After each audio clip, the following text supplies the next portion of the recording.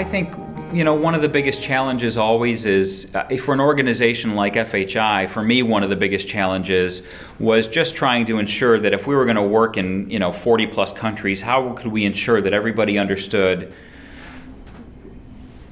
what our ethics review, we call it the Protection of Human Subjects Committee, what did the PHSC committee reviews really mean to them? And honestly, at times struggling with the fact that we also had to apply the U.S. regulations in these different contexts, particularly the regulations for children, where they're written in a very American context of what a child is and what a parent is. How do you extrapolate that to Vietnam, where a child's likely to show up in clinic with their grandparent, but there's no paperwork saying they're the legally authorized representative or guardian.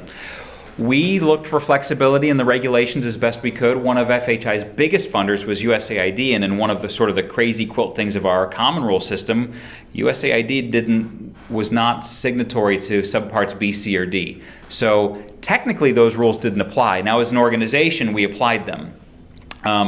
But for example, we had one interesting study that was going to take place in Vietnam, and it involved trying to look at ways to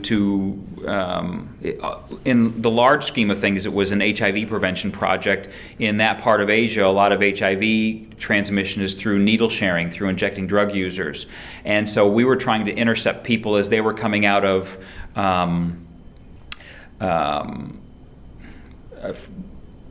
labor camps, for lack of a better word, but in the Vietnamese system, if you were caught using drugs, you weren't sent to a typical prison, you were sent to more of like a rehabilitation or re-education camp.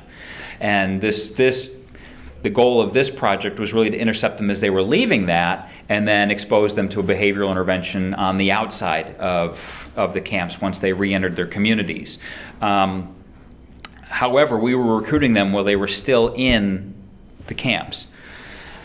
And the prisoner regulations that we have, and again, even though they didn't apply to USAID, we were applying them at our IRB level, were called for a prisoner rep.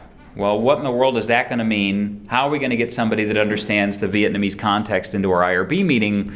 And do we even try to get the local IRB to have something like that? Well, we gave up on the latter almost immediately. I mean, we weren't going to tell the Vietnamese, a national level Vietnamese IRB, how they needed to constitute their IRB, but determined that for our own, to satisfy ourselves, that we really should follow the spirit of that subpart. And so what we ended up doing was finding an NGO as a non-governmental organization. They work in a lot of these developing world settings to supplement the scant government services that may be in place.